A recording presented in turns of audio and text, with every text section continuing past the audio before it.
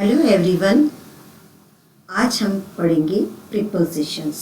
Prepositions क्या होते हैं, कहाँ यूज़ होते हैं, इनका उपयोग कैसे किया जाता है, आइए देखते हैं। इसका उपयोग हम डेली कन्वर्सेशन में करते रहते हैं। जैसे यदि प्रश्न पूछा जाता है, तुम कहाँ रहते हो, वेयर डू यू लिव। अब इसका जवाब क्या है, मैं भोपाल में रहती हूँ, आई लिव इन भोपाल। अब यहाँ पर ये देखिए इन क्या है, इन एक प्रीपोजिशन है। अब नेक्स्ट क्वेश्चन देखते हैं। यदि पूछा जाता है आपका एड्रेस क्या है, व्हाट इज योर एड्रेस, इसका जवाब है I live at 32 in Galaxy apartment on the second floor. अब यहाँ पर ये एट, इन और ऑन, ये सभी क्या हैं, प्रीपोजिशंस हैं। और इन प्रीपोजिशंस के बगैर इस एड्रेस को ठीक तरीके से नहीं समझाया जा सकता। इस तरह से हम देखते हैं कि प्रीपोजिशन का इंग्लिश में कितना महत्व है। प्रीपोजिशन क्या होते हैं, आइए देखते हैं इसकी definition. Preposition is a word that indicates the relationship between a noun and the other words of a sentence. अर्थात प्रीपोजिशन वे शब्द होते हैं या फ्रेजेस भी होते हैं जो नाउन और सेंटेंस के जो दूसरे भाग हैं उनसे रिलेशन बताते हैं। अब ये नाउन क्या होता है, नाउन अर्थात संज्ञा। तो इसका मतलब है कि जो प्रीपोजिशन है उनका प्रयोग हम नाउन या प्रोनाउन के लिए ही करते हैं। आगे देखते हैं। They act to connect the people, objects, time and location of a sentence. Prepositions are usually short words and they are normally placed directly in front of nouns. Preposition क्या होते हैं, short words होते हैं और इन्हें कहाँ रखा जाता है, noun के पहले। और it is one part of the parts of speech. ये parts of speech का ही एक part होते हैं। Parts of speech क्या होते हैं, There are 8 parts of speech in English language. Noun अर्थात संज्ञा किसे कहते हैं, किसी के भी नाम को। Pronoun अर्थात सर्वनाम, ये क्या होता है, संज्ञा के स्थान पे जो शब्द प्रयुक्त किए जाते हैं। Verb अर्थात क्रिया, Adjective अर्थात विशेषण और Adverb अर्थात क्रिया विशेषण और Preposition, जिसके बारे में हम इस वीडियो में डिटेल में देखेंगे। कंजक्शन क्या होते हैं, दो वर्ड्स और सेंटेंस को कनेक्ट करने वाले जो वर्ड्स होते हैं या फ्रेजेस होते हैं उन्हें कंजक्शन कहते हैं। इंटरजेक्शन क्या होते हैं, हमारे इमोशंस को बताने वाले जो वर्ड्स होते हैं उन्हें इंटरजेक्शन कहते हैं। ये हुआ प्रीपोजिशन। अब देखते हैं प्रीपोजिशन के टाइप्स कितने प्रकार के होते हैं। नंबर 1, जब हमें प्रीपोजिशन किसी नाउन या प्रोनाउन की टाइम बताने के लिए ज़रूरत पड़ती है तो उसके लिए हम यूज़ करते हैं प्रीपोजिशन ऑफ टाइम। फिर यदि हमें किसी नाउन प्रोनाउन की स्थिति बताने के लिए ज़रूरत पड़ती है तो वहाँ हम यूज़ करते हैं प्रीपोजिशन ऑफ प्लेस। यदि नाउन प्रोनाउन का डायरेक्शन बताना हो तो हम यूज़ करेंगे प्रीपोजिशन ऑफ डायरेक्शन। तो इस तरह से ये 3 टाइप के मेन प्रीपोजिशन हैं। इनमें सबसे पहले है प्रीपोजिशन ऑफ टाइम। इस वीडियो में हम प्रीपोजिशन ऑफ टाइम के बारे में आपको जानकारी देते हैं। क्या होते हैं preposition of time? Preposition of time shows the relationship of time between the nouns to the other parts of sentence. The most common preposition of time are कौन कौन से होते हैं? वैसे तो कई हैं लेकिन जो मोस्ट कॉमन हैं उसमें हम लेते हैं number 1 on, number 2 at, number 3 in और 4 में अदर में to, for, ago, before, after etcetera आ जाते हैं। तो ये जो मोस्ट कॉमन है इनमें ऑन, एट और इनका प्रयोग सबसे ज़्यादा होता है। इनका प्रयोग कहाँ होता है, किस स्थिति में होता है, इनको हम अलग से समझते हैं। सबसे पहले हम लेते हैं प्रीपोजिशन 8 का प्रयोग कहाँ होता है। We use 8 for a precise time. Exact time जब पता होता है उसके लिए हम एट का प्रयोग करते हैं।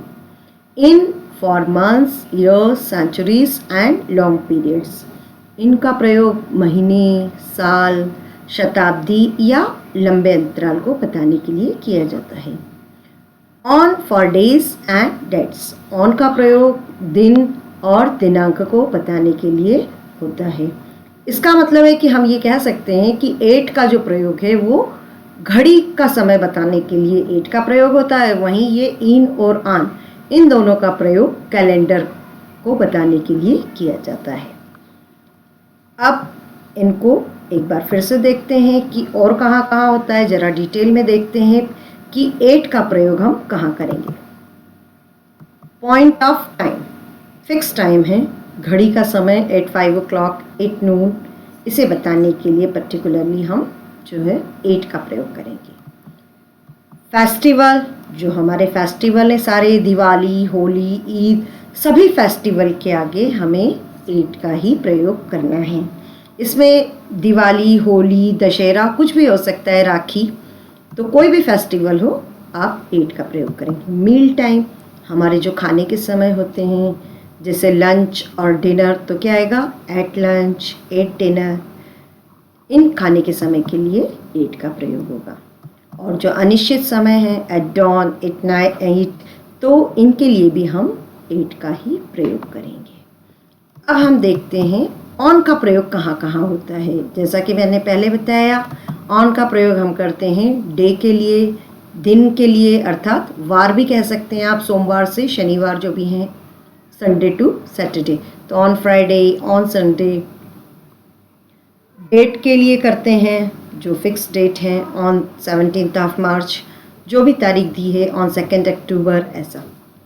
एक बात और ध्यान रखिए कि यदि डे के साथ में मॉर्निंग, इवनिंग, आफ्टरनून या नाइट लिखा हुआ है तो कभी भी आप प्रीपोजिशन मॉर्निंग, इवनिंग, आफ्टरनून के हिसाब से यूज़ नहीं करेंगे, बल्कि किसके हिसाब से यूज़ करेंगे, क्योंकि आगे डे दिया हुआ है तो आप यूज़ करेंगे ऑन फ्राइडे मॉर्निंग, ठीक है, ऐसा नहीं लिखेंगे, ऐसी on Saturday night.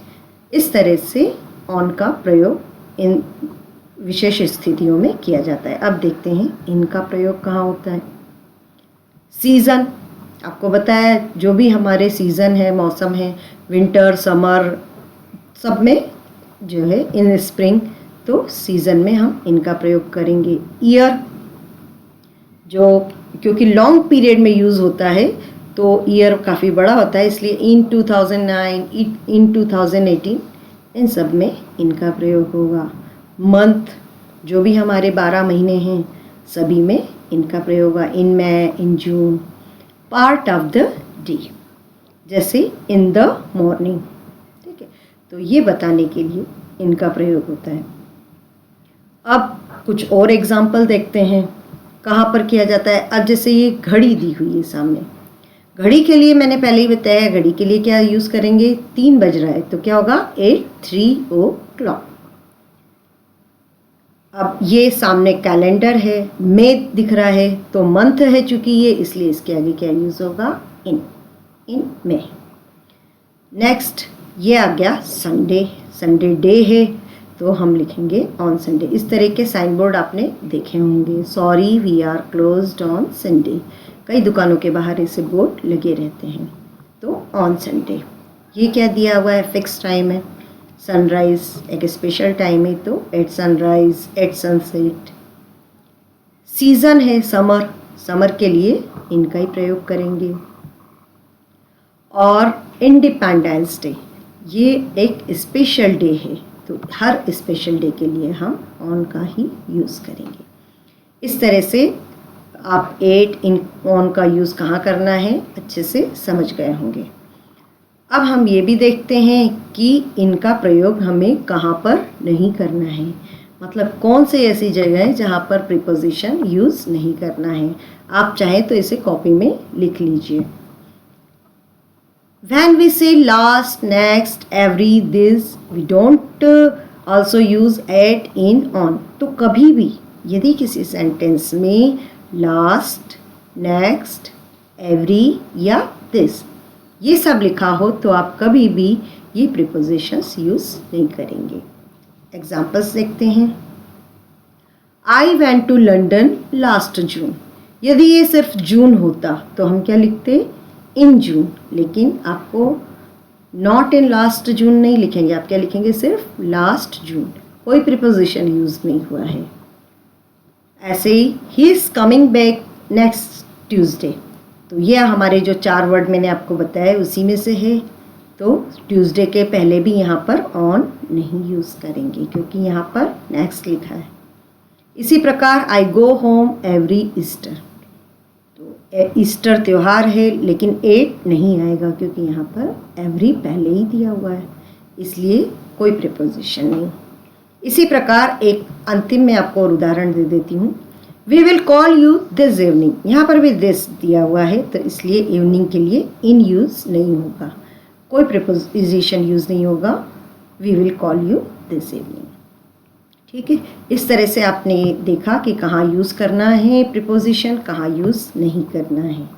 Next video में हम प्रीपोजिशन ऑफ प्लेस और प्रीपोजिशन ऑफ डायरेक्शन देखेंगे। Okay, thank you.